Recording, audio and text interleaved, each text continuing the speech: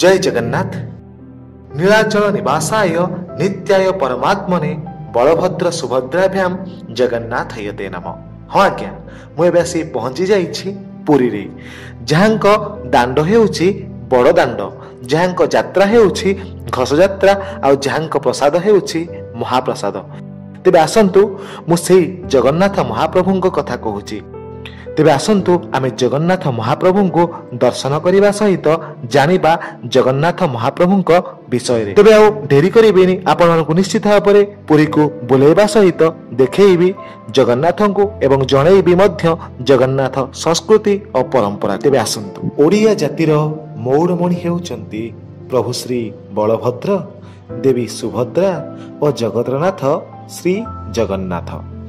चारिधाम मध्यरु अन्यतम धाम श्रीक्षेत्र पुरी रे रत्न सिंहासन रे विराजित होई अछंती आम समस्तंकर प्रिय ओडियांक आराध्य ठाकुर, जहाँक मंदिर खाली मंदिर नुहे श्री मंदिर। तेबे आसंतु जानिबा श्री मंदिर किछि जणा और किछि अजणा कथा। श्री मंदिर अधिष्ठाता देवदेवी हेउछंती श्री बलभद्र, देवी सुभद्रा और श्री जगन्नाथ। एही त्रिमूर्तिंक सहित सुदर्शन ठाकुरंकु मिसेई चतुर्धा मूर्ति कुहा जाए। रत्न सिंहासन उपरे चतुर्धा मूर्तिंक सहित आउ तीनोटी क्षुद्र मूर्ति विराजमान करिअछंती। भूदेवी, श्रीदेवी, नीलमाधव रत्नवेदीर चतुर्पार्श्व स्थान भितर पोखरिया नामरे परिचित। मुख्य मंदिर छड़ा श्री मंदिरर भितर बेढ़ा बा कुर्म बेढ़ा और बाहर बेढ़ा भितरे सान बड़ होई अनेक पार्श्व देवादेवी मंदिर एवं विजयस्थली रहिछि। ए दुईटी बेढ़ा प्राचीर द्वारा आबद्ध। बाहर बेढ़ार प्राचीर को मेघनाद प्राचीर कुहा जाए। एही मंदिरर मुख्य चारोटी द्वार रहिछि। पूर्व द्वार को मुख्य द्वार बा सिंह द्वार कुहा जाए। पूर्व, पश्चिम, उत्तर और दक्षिण द्वार मानकु यथाक्रम सिंह द्वार, व्याघ्र द्वार, हस्ती द्वार और अश्व द्वार कुहा जाए। सिंह, व्याघ्र, हस्ती और अश्व यथाक्रमे धर्म, अर्थ, काम, मोक्षर प्रतीक मने करा जाए। एही सिंह द्वार सम्मुखरे अरुण स्तंभ विद्यमान। एहार 16टी पार्श्व रहिछि। स्तंभर शीर्षरे सूर्यदेवंक सारथी अरुण विराजमान। स्तंभर आस्थानर मूलरू शीर्ष जाए उच्चता 33 फुट 8 इंच। स्तंभर व्यास 2 फुट और परिधि 6 फुट 3 इंच। सिंहद्वार शीर्षरे दशावतार मूर्ति विद्यमान। नवम स्थान रे बुद्ध देवंक स्थान रे श्री जगन्नाथंक मूर्ति रहिछि। द्वारर आहुरी उपरे लक्ष्मी ठाकुराणींक मूर्ति शोभा पाउछि। केतेकंक मतरे भई वंशर राजा रामचंद्र देव द्वितीय जने मुसलमान रमणी को घटना चक्र रे विवाह कले। परे जातिच्युत हेबारु मंदिर को प्रवेश करि पारिले नाही। तांकर दर्शन पाई एठारे एक जगन्नाथ मूर्ति पतित पावन नाम रे स्थापन करागला। श्री मंदिर रे दुईटी बेढ़ा रहिछि। गोटे बाहर बेढ़ा और अन्यटी भीतर बेढ़ा। एही बेढ़ा मध्यरे अनेक देवादेवींक मंदिर और विजयस्थली रहिछि। तेबे आसंतु जानिबा बाहर बेढ़ारे केउ केउ मंदिर और विजयस्थली रहिछि। सेगुड़िक होला अरुण स्तंभ, अरुण सूर्यंक सारथी। सिंह द्वार रे दशावतार और लक्ष्मी। सिंह द्वार गुमुट, फते, हनुमान, राधाकृष्ण, गणेश चित्र, नरसिंह, पतित पावन और हनुमान सुग्रीव पूजा पाउछंती। एहाको छाड़ी सेठारे काशी विश्वनाथ, रामचंद्र देव, अभय नृसिंह, श्री नरसिंह, राधा वल्लभ, घंटेश्वरी, भेट मंडप, षड़भुज गौरांग, महावीर, महादेव, दक्षिणेश्वर, श्री नृसिंह, हनुमान, कल्की अवतार मूर्ति और पुराण नृसिंह, बसंतेई बा बुढ़ीमा ठाकुराणी, रस गणेश, 12 भाई हनुमान, पंचमुखी महावीर, दुर्गा माधव, श्री सिद्धेश्वर महादेव, श्री चक्र नारायण, रामेश्वर महादेव, श्री नृसिंह, पश्चिम द्वार महावीर, श्री धवलेश्वर, कोइली वैकुंठ, ବୈକୁଣ୍ଠ ଦାରୁଘର ବୈକୁଣ୍ଠ ମହାଦେବ ରାଧାକୃଷ୍ଣ ତପସ୍ୱୀ ହନୁମାନ ଶ୍ରୀ ବାମନ ଶ୍ରୀଲକ୍ଷ୍ମୀ ଶ୍ରୀ ନୃସିଂହ ଶ୍ରୀ ଉତ୍ତରାୟଣୀ ଶ୍ରୀ ଶୀତଳା ଠାକୁରାଣୀ ଝାଡ଼େଶ୍ୱରୀ ଠାକୁରାଣୀ ଶିବ ଅନ୍ନପୂର୍ଣ୍ଣା ଚାହାଣୀ ମଣ୍ଡପ ଦେବସ୍ନାନ ମଣ୍ଡପ ଆନନ୍ଦ ବଜାର ଐଶାନେଶ୍ୱର ଧବଳେଶ୍ୱର କାଶୀନାଥ ଶ୍ରୀ ଗଣେଶ ମନ୍ଦିର ବିଦ୍ୟମାନ। ଏ ତ ଥିଲା ବାହାର ବେଢ଼ା। ଆସନ୍ତୁ ଜାଣିବା ଭିତର ବେଢ଼ାର ମନ୍ଦିର ବିଷୟରେ। ଭିତର ବେଢ଼ାର କେନ୍ଦ୍ରସ୍ଥଳରେ ମୁଖ୍ୟ ମନ୍ଦିର ଅବସ୍ଥିତ, ଯାହାର ଗର୍ଭଗୃହରେ ରତ୍ନବେଦୀରେ ଶ୍ରୀ ବଳଭଦ୍ର ଶ୍ରୀ ଜଗନ୍ନାଥ ଓ ଦେବୀ ସୁଭଦ୍ରା ସମେତ ସପ୍ତ ବିଗ୍ରହ ବିରାଜିତ।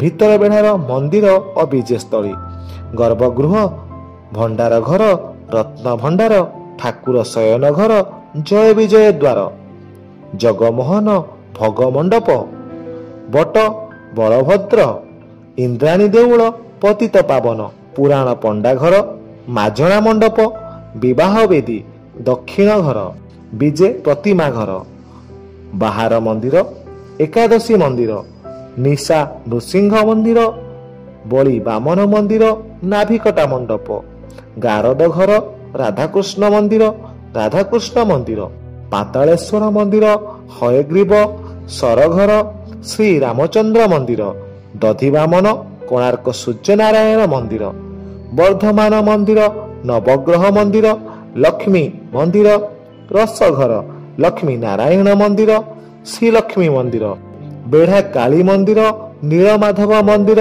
ଭୁବନେଶ୍ୱରୀ ମନ୍ଦିର, କ୍ଷୀରଚୋରା ଗୋପୀନାଥ ମନ୍ଦିର, କାଞ୍ଚି ଗଣେଶ ମନ୍ଦିର, ସାକ୍ଷୀ ଗୋପାଳ ମନ୍ଦିର, ମଣ୍ଡଣୀ ଘର, ବେଣୁମାଧବ ମନ୍ଦିର, ବିମଳା ମନ୍ଦିର, ଚକ୍ର ନାରାୟଣ ବା ବଦ୍ରୀ ନାରାୟଣ, ଗୋଲକ ବିହାରୀ ଠାକୁର, ସରଘର, ରହଣୀ କୁଣ୍ଡ, ନାଟୁଆ ଗଣେଶ, ଶ୍ରୀ ନୃସିଂହ ମନ୍ଦିର, ମୁକ୍ତି ମଣ୍ଡପ, ବ୍ରହ୍ମାସନ, ମୁକ୍ତେଶ୍ୱର, ଅନନ୍ତ ବାସୁଦେବ ମନ୍ଦିର, କ୍ଷେତ୍ରପାଳ, କୁତାମଚଣ୍ଡୀ, ସୂର୍ଯ୍ୟ ଯନ୍ତ୍ର ମନ୍ଦିର, ପଞ୍ଚପାଣ୍ଡବ, ବଟକୃଷ୍ଣ, ପଞ୍ଚପାଣ୍ଡବ ଓ ପଞ୍ଚପାଣ୍ଡବ, ବରାହ ନାରାୟଣ, ରାଧାକୃଷ୍ଣ, ବଟ ପତିତ ପାବନ, ବାଳ ମୁକୁନ୍ଦ, ବଟକୃଷ୍ଣ, ବଟ ମଙ୍ଗଳା ମନ୍ଦିର, ପାଦପଦ୍ମ, ହରି ସହଦେବ ମନ୍ଦିର, ମେଧା ରସଘର, ବଟକୃଷ୍ଣ ମନ୍ଦିର, ରାଧାକୃଷ୍ଣ, ସତ୍ୟନାରାୟଣ, ଅଗ୍ନିଶ୍ୱର, ବୃନ୍ଦାବନ ଚନ୍ଦ୍ର, ବଟ ଗଣେଶ, ସୀତା ରଘୁନାଥ, ତେତୟା ଦେବ, ଚକା ଗୋପାଳ ଠାକୁର ସରଘର, ଚୈତନ୍ୟ ମନ୍ଦିର, ଶୁଆ ସାରି ଦେଉଳ, ଶ୍ୟାମ ରାଇ ବିମାନ ସରଘର, ସତ୍ୟନାରାୟଣ ପାଦପଦ୍ମ ଓ ଚଉତରା, ଗର୍ଭଗଞ୍ଜନ ମହାବୀର ମନ୍ଦିର ଅବସ୍ଥିତ। ପ୍ରତ୍ୟେକ ମନ୍ଦିର ପରି ଏହି ମନ୍ଦିରରେ ମଧ୍ୟ ସେବକ ରହିଥାନ୍ତି, କିନ୍ତୁ ସବୁ ମନ୍ଦିର ଠାରୁ ଟିକେ ଭିନ୍ନ। ତେବେ ଆସନ୍ତୁ ଜାଣିବା କେଉଁ କେଉଁ ସବୁ ସେବକ ଏଠାରେ ସେବା ପ୍ରଦାନ କରିବା ପାଇଁ ନିୟୋଜିତ ହୋଇଥାନ୍ତି। ଗଜପତି ମହାରାଜ ସେବା, ପରୀକ୍ଷା ବା ରାଜଗୁରୁ, ପାଟଯଶୀ ମହାପାତ୍ର, ଛତିଶା ନିଯୋଗ ନାୟକ, ଭିତରଛ ମହାପାତ୍ର, ତଳିଛ, ମୁଦ୍ରହସ୍ତ ବା ମୁଦିରଥ, ଦେଉଳ, ପୁରୋହିତ, ପୂଜା ପଣ୍ଡା, ବଡ଼ ପଣ୍ଡା, ପୁଷ୍ପାଳକ, ମହାଜନ, ମୁଦ୍ରା ସେବକ, ଖୁଣ୍ଟିଆ ଭଣ୍ଡାର, ମେକପ, ପାଳିଆ ମେକାପ, ଅଖଣ୍ଡ ମେକାପ, ଚାଙ୍ଗୋଡ଼ା ମେକାପ, ଖଟସେଜ ମେକାପ, ପ୍ରତିହାରୀ, ଦଇତା, ପତି ମହାପାତ୍ର, ପତି ବଡ଼ୁ, ଗରା ବଡ଼ୁ, ସୁଆର ବଡ଼ୁ, ଜ୍ୟୋତିଷ ଖୁରୀ ନାହାକ, ମୁଖ ପଖାଳ ସେବା, ଘଟୁଆରୀ, ଗଛିକାର, ସୁନା ଗୋସ୍ୱାମୀ, ମୁଦୁଲି, ଆଳତୀ ବଳିତା ସେବା, ପୁରାଣ ପଣ୍ଡା, ଦତ୍ତ ମହାପାତ୍ର, ଲୁଗାଧୁଆ, ପାଣିକୁଣ୍ଡ ସେବା, ବଲ୍ଲଭ ଜଗାଣିଆ, ବିମାନ ବଡ଼ୁ, ଅଣସର ସୁଧ ସୁଆର ଓ ସୁଧ ସୁଆର, ହଡ଼ପ ନାୟକ, ବଡ଼ିଆ ଜଗାଣିଆ, ଖଟୁଳି ସେବକ, ଆସ୍ଥାନ ପ୍ରତିହାରୀ, ପଢ଼ିଆରୀ, କଠଭୋଗ ଜଗାଣିଆ, ପଧାନୀ ପାଇକ, ଲେଙ୍କା ସୁଆର, ମହାସୁଆର ନିଯୋଗ, ମହାସୁଆର, ଯଜ୍ଞା ମହାସୁଆର ବା ରସ, ଅମିନ, ବଡ଼ୁ ସୁଆର, ପନ୍ତି ବଡ଼ୁ, ବିଡ଼ୁଆ ପନ୍ତି ବଡ଼ୁ, ଅମାଲୁତଳି ଓ ପୁରଖର୍ତ୍ତା, ତଳବଡ଼ୁ, ରସ ପାଇକ, ବାହାର ଦେଉଳି ସୁଆର, ବାହାର ଦେଉଳି, ଜଗାଣିଆ, ରସ, ଧଫଖାରିଆ, ଅଙ୍ଗାରୁଆ, ଗୋବର ପାଣିଆ, ହାଣ୍ଡି ଜଗାଣିଆ ଓ ତଳାବତୀ ସେବା, ବିରିବଟା ସମର୍ଥା ସେବା, କଠ ଭୋଗ ପାଣିଆ, ପନିକି ପଟା, ନିକାପ ବା ଗନ୍ଧଣ ନିକାପ, ବରି ବୁହା ସେବକ, ଦଉଳି ବଳା, ଚୁନାରା ଗରୁଡ଼ ସେବକ, ସାବତ ନିଯୋଗ, ପାଣିଆ ପଟ, ମଣ୍ଡଣୀ ସେବା, ଚକା ଅପସର ସେବକ, ମୂଳିଆ ସୁଆସିଆ, ବୀଣାକାର ସେବା, ଦର୍ପଣିଆ ଓ ବଇ ରଖିଆ, କଠ ସୁଆସିଆ, ମହାଭୋଇ, ଗୀତ ଗୋବିନ୍ଦ ସେବା, ଭିତର ଗାଆଣୀ, ଦେବଦାସୀ, ସମ୍ରାଦା ନିଯୋଗ, ଦୟଣାମାଳି, ମାଦେଳି, ପ୍ରସାଦ ବଡ଼ୁ, ତାଟୁଆ, ପତରବନ୍ଧା, ବଜୟନ୍ତୀ, ବାଦ୍ୟକାର, ଛତାର ସେବକ, କାହାଳିଆ, ଶଙ୍ଖୁଆ, ପର୍ବଯାତ୍ରା ଯୋଗାଣିଆ, ଚିତ୍ରକାର, ରୂପକାର, ବଣିଆ, ତାମରା ବିଷୟୀ, କରତିଆ, ବେଣ୍ଟବିନ୍ଧା, ପାଇକ, ପାଟରା ବିଷୟୀ, କଳା ବେଠିଆ, ଦରଜୀ ସେବା, କୁମ୍ଭାର ବିଷୟୀ, ରଥ ଭୋଇ, ମାଳଚୂଳ ସେବା, ବାଣୁଆ, ଚକ୍ର ଦିହୁଡ଼ିଆ, ଓଝା ମହାରଣା, ଘଣ୍ଟ ସେବା, ଘଣ୍ଟୁଆ, ରଥ ଡାହୁକ, ବଢ଼େଇ ସେବକ, ବୈଦ୍ୟ, ଅମଣି, ଛତାର, ଛାମୁ ଦିହୁଡ଼ି, ଚାପ ବେହେରା, ଚାପ ଦଳାଇ, ମାପ ସାହିତା କରଣ, ମହାପ୍ରଶସ୍ତ ସେବା, ତଡ଼ଉକରଣ, ଦେଉଳକରଣ, ବୈଠିକରଣ, ଚର୍ଚ୍ଚାତକରଣ, ଦୟଣାପତ୍ରୀ ଚାଉଳ ବଛାକରଣ, ବ୍ୟକ୍ତିଗତ ବା ଆନୁଷ୍ଠାନିକ ସେବା, ବେହେରା କରଣ ଆଦି ସେବକମାନେ ଶ୍ରୀମନ୍ଦିରରେ ନିୟୋଜିତ ହୋଇ କାର୍ଯ୍ୟ କରିଥାନ୍ତି।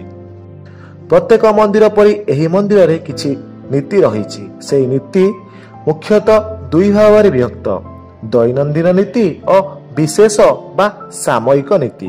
ଦୈନନ୍ଦିନ ନୀତି ମଧ୍ୟରେ ଦ୍ୱାର ଫିଟା ଓ ମଙ୍ଗଳ ଆରତୀ, ମଇଲମ ଅବକାଶ, ମଇଲମ ସାହାଣ ମେଲା, ବେଶ ଲାଗି, ରସହୋମ, ସୂର୍ଯ୍ୟ ପୂଜା, ଦ୍ୱାରପାଳ ପୂଜା, ଗୋପାଳ ବଲ୍ଲଭ ଭୋଗ, ସକାଳ ଧୂପ, ମଇଲମ ଓ ଭୋଗ ମଣ୍ଡପ, ମଧ୍ୟାହ୍ନ ଧୂପ, ମଧ୍ୟାହ୍ନ ପହୁଡ଼, ସନ୍ଧ୍ୟା ଆରତୀ, ସନ୍ଧ୍ୟା ଧୂପ, ମଇଲମ ଓ ଚନ୍ଦନ ଲାଗି, ବଡ଼ ସିଂହାର ବେଶ, ବଡ଼ ସିଂହାର ଭୋଗ, ଖଟ ସେଜ ଲାଗି ଓ ରାତ୍ର ପ୍ରହୁଡ଼। ଏ ତ ଥିଲା ଦୈନନ୍ଦିନ ନୀତି। ଆସନ୍ତୁ ଜାଣିବା ବିଶେଷ ବା ସାମୟିକ ନୀତି। ଗୁରୁବାର ନୀତି, ନକ୍ଷତ୍ର ବନ୍ଦାପନା, ଏକାଦଶୀ ନୀତି, ବାର ଅନୁସାରେ ଏକାଦଶୀ ନୀତି, ଅମାବାସ୍ୟା ନୀତି ବା ସାଗର ବିଜେ, ବାର ଅନୁସାରେ ବିଭିନ୍ନ ରଙ୍ଗର ଘଡ଼, ଶୀତ ବସ୍ତ୍ର, ବନକ ଲାଗି ବା ଶ୍ରୀମୁଖ ସିଂହାର, ବେଣ୍ଟ ବା ଶିକାର, ଚନ୍ଦ୍ରଗ୍ରହଣ ଓ ସୂର୍ଯ୍ୟପରାଗ ନୀତି, ଅଶୌଚ ବା ଦୁର୍ଘଟଣା ଜନିତ ନୀତି କରାଯାଇଥାଏ। ଏହି ମନ୍ଦିରରେ ମଧ୍ୟ ବିଭିନ୍ନ ପର୍ବପର୍ବାଣୀ ଅନୁଷ୍ଠିତ ହୋଇଥାଏ। ସେଗୁଡ଼ିକ ହେଲା ଦେବସ୍ନାନ ପୂର୍ଣ୍ଣିମା, ଅଣସର, ଶ୍ରୀଗୁଣ୍ଡିଚା ଯାତ୍ରା, ହେରା ପଞ୍ଚମୀ, ଏକାଦଶୀ ନୀତି, ସୁନାବେଶ ଓ ଶୟନ ଠାକୁର, ବିଜେ, କର୍କଟ ସଂକ୍ରାନ୍ତି ବା ଦକ୍ଷିଣାୟନ, ବନ୍ଦାପନା, ଚିତାଲାଗି, ଅମାବାସ୍ୟା, ବାଡ଼ି ନୃସିଂହ ବିଜେ, ଝୁଲଣ ଯାତ୍ରା, ଶ୍ରାବଣ ଶୁକ୍ଳ ଏକାଦଶୀ, ଝୁଲଣ ପୂର୍ଣ୍ଣିମା, ରାହୁ ରେଖା ଲାଗି, ଶ୍ରୀକୃଷ୍ଣ ଜନ୍ମ, ନନ୍ଦୋତ୍ସବ ଓ କୃଷ୍ଣ ଲୀଳା, ଭାଦ୍ରବ କୃଷ୍ଣ ଚତୁର୍ଦ୍ଦଶୀ ଓ ସପ୍ତପୁରୀ ଅମାବାସ୍ୟା, ଭାଦ୍ରବ ଶୁକ୍ଳ ଚତୁର୍ଥୀ, ଗଣେଶ ପୂଜା, ଭାଦ୍ରବ ଶୁକ୍ଳ ପଞ୍ଚମୀ, ଋଷି ପଞ୍ଚମୀ, ଭାଦ୍ରବ ଶୁକ୍ଳ ଅଷ୍ଟମୀ, ରାଧାଷ୍ଟମୀ, ଭାଦ୍ରବ ଶୁକ୍ଳ ଏକାଦଶୀ, ପାର୍ଶ୍ୱ ପରିବର୍ତ୍ତନ, ଭାଦ୍ରବ ଶୁକ୍ଳ ଦ୍ୱାଦଶୀ, ବାମନ ଜନ୍ମ, ସୁନିଆ, ଗରୁଡ଼, ପାର୍ଶ୍ୱ ପରିବର୍ତ୍ତନ, ଇନ୍ଦ୍ର ପୂଜା, ଭାଦ୍ରବ ଶୁକ୍ଳ ଚତୁର୍ଦଶୀ, ଅନନ୍ତ ଚତୁର୍ଦଶୀ, ଭାଦ୍ରବ ପୂର୍ଣ୍ଣିମା, ଇନ୍ଦ୍ର ପୂର୍ଣ୍ଣିମା, ସହସ୍ର କୁମ୍ଭାଭିଷେକ, ବିମଳାଙ୍କ ଷୋଡ଼ଶ ପୂଜାରମ୍ଭ, ଆଶ୍ୱିନ କୃଷ୍ଣ ଅଷ୍ଟମୀ, ଦ୍ୱିତୀୟା ଓଷା, ଆଶ୍ୱିନ ଶୁକ୍ଳ ଦଶମୀ, ଦଶହରା ଓ ଆୟୁଧ ପୂଜା, କାର୍ତ୍ତିକ ମାସ ନୀତି, ଆଶ୍ୱିନ ମାସର ପୂର୍ଣ୍ଣିମା, କୁମାର ପୂର୍ଣ୍ଣିମା, ଗର୍ଭଣା ସଂକ୍ରାନ୍ତି, ନବାନ୍ନ, ପ୍ରଥମାଷ୍ଟମୀ, ଦୀପଦାନ ଓ ପିତୃଶ୍ରାଦ୍ଧ, ଅଢ଼ଣ ଷଷ୍ଠୀ ବା ପ୍ରାବରଣ ଷଷ୍ଠୀ, ମାର୍ଗଶିର ପୂର୍ଣ୍ଣିମା, ଧନୁ ସଂକ୍ରାନ୍ତି ଠାରୁ ମକର ସଂକ୍ରାନ୍ତି, ବକୁଳ ଅମାବାସ୍ୟା, ପୁଷ୍ୟାଭିଷେକ, ନବାଙ୍କ ଓ ମକର ସଂକ୍ରାନ୍ତି, ପଦ୍ମବେଶ, ବସନ୍ତ ପଞ୍ଚମୀ, ତିଳ ସପ୍ତମୀ, ମାଘ ଶୁକ୍ଳ ସପ୍ତମୀ ଯାହା କୁହାଯାଏ, ଭୈମ ଏକାଦଶୀ, ମାଘ ଶୁକ୍ଳ ଏକାଦଶୀ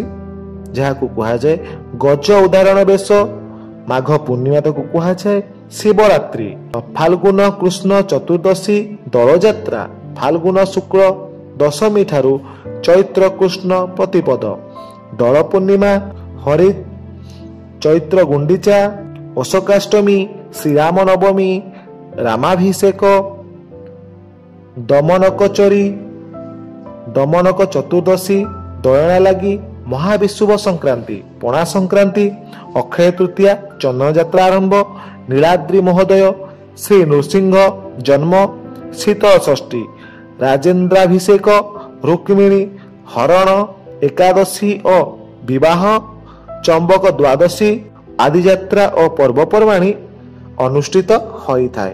ବିଭିନ୍ନ ମନ୍ଦିରର ଦେବାଦେବୀଙ୍କ ବେଶ ଭଳି ଏହି ମନ୍ଦିରରେ ଶ୍ରୀ ଜଗନ୍ନାଥଙ୍କର ବେଶ ଅନୁଷ୍ଠିତ ହୋଇଥାଏ।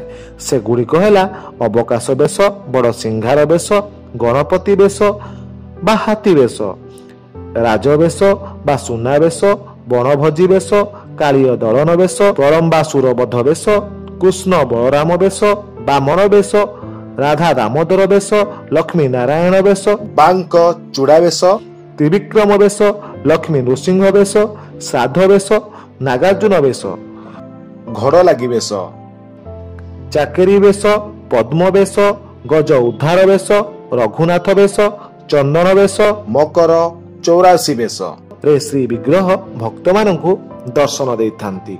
ଏହି ଶ୍ରୀମନ୍ଦିର ଓଡ଼ିଶାର ପୁରୀ ସହରର ମଧ୍ୟଭାଗରେ ଅବସ୍ଥିତ। ଦ୍ୱାଦଶ ଶତାବ୍ଦୀରେ ଗଙ୍ଗବଂଶର ରାଜା ଅନଙ୍ଗ ବର୍ମା ଚୋଡ଼ଗଙ୍ଗ ଦେବ ବର୍ତ୍ତମାନ ବଡ଼ଦାଣ୍ଡ ପତନ ଠାରୁ 214 ଫୁଟ 8 ଇଞ୍ଚ ଉଚ୍ଚତା ବିଶିଷ୍ଟ ଶ୍ରୀମନ୍ଦିର କାର୍ଯ୍ୟାରମ୍ଭ କରିଥିଲେ ଓ ଅନଙ୍ଗ ଭୀମଦେବ ଏହି କାର୍ଯ୍ୟକୁ ସମ୍ପୂର୍ଣ୍ଣ କରି ଶ୍ରୀବିଗ୍ରହମାନଙ୍କୁ ଅଧିଷ୍ଠିତ କରାଇଥିଲେ। ଖ୍ରୀଷ୍ଟାବ୍ଦ 1452ରେ ଗଜପତି କପିଳେନ୍ଦ୍ର ଦେବ ଶ୍ରୀମନ୍ଦିର ଚତୁଃପାର୍ଶ୍ୱରେ ମେଘନାଦ ପାଚେରୀ ନିର୍ମାଣ କରାଇଥିଲେ। ଶ୍ରୀମନ୍ଦିରର ଶୋଭାକୁ ନୀଳଚକ୍ର ବୃଦ୍ଧି କରିଥାଏ। ବର୍ତ୍ତମାନର ଶ୍ରୀମନ୍ଦିର ଗଙ୍ଗବଂଶୀୟ ରାଜା ଚୋଡ଼ଗଙ୍ଗଙ୍କ ଦ୍ୱାରା ନିର୍ମିତ ଓ ଏହା ଏକାଦଶ ଶତାବ୍ଦୀର ବିଷୟ। ଏହି ମନ୍ଦିରରେ ବିଶ୍ୱର ସର୍ବବୃହତ୍ ରସଶାଳା ରହିଅଛି ଏବଂ ମହାପ୍ରସାଦ ନିର୍ମାଣ ଶୈଳୀ ମଧ୍ୟ ଭାରି ନିଆରା। ପ୍ରତ୍ୟେକ ଦିନ ଏହି ଆନନ୍ଦ ବଜାରରୁ ଲକ୍ଷାଧିକ ଭକ୍ତ ମହାପ୍ରସାଦ ପାଇଥାନ୍ତି। ଏହି ମନ୍ଦିରରେ ଥିବା 22 ପାହାଚର ଅଧିଷ୍ଠାତ୍ରୀ ଦେବୀଗଣ ହେଲେ ମାୟା, ଚେତନା, ବୁଦ୍ଧି, ନିଦ୍ରା, କ୍ଷୁଧା, ଛାୟା, ତୃଷ୍ଣା, କ୍ଷାନ୍ତି, ଜାତି, ଲଜ୍ଜା, ଶାନ୍ତି, କ୍ରାନ୍ତି, ବୃତ୍ତି, ଶ୍ରୁତି, ଦୟା, ଦୃଷ୍ଟି, ବିକ୍ରି, ମାତୃ, ଭ୍ରାନ୍ତି, ପ୍ରଜ୍ଞା। ଏମିତି ଶ୍ରୀମନ୍ଦିର ମଧ୍ୟରେ ଆହୁରି ଅନେକ ଜଣା ଓ ଅଜଣା କଥା ଲୁଚି ରହିଛି। ତାହାକୁ ଜାଣିବା ଏତେ କମ୍ ସମୟରେ ସମ୍ଭବପର ନୁହେଁ। ଆଜିକାର ଅଧ୍ୟାୟଟି ଆପଣମାନଙ୍କୁ କେମିତି ଲାଗିଲା ନିଶ୍ଚିତ ଭାବରେ କମେଣ୍ଟ ବକ୍ସରେ ଜଣାଇବେ। ଯଦି ଆପଣମାନେ ଚ୍ୟାନେଲଟିକୁ ସବସ୍କ୍ରାଇବ୍ କରିନାହାନ୍ତି ତ ନିଶ୍ଚିତ ଭାବରେ ସବସ୍କ୍ରାଇବ୍ କରିନିଅନ୍ତୁ ଏବଂ ପାଖରେ ଥିବା ବେଲ୍ ଆଇକନଟିକୁ ନିଶ୍ଚିତ ଭାବରେ ଦବାଇ ଦିଅନ୍ତୁ, ଯାହାଫଳରେ କି ଆଗକୁ ଆସିବାକୁ ଥିବା ଭିଡ଼ିଓ ଗୁଡ଼ିକ ଆପଣମାନେ ଦେଖିପାରିବେ। ଆଜି ପାଇଁ ଏତିକି, ରହୁଛି ମୁଁ ପ୍ରଭାସ, ନମସ୍କାର।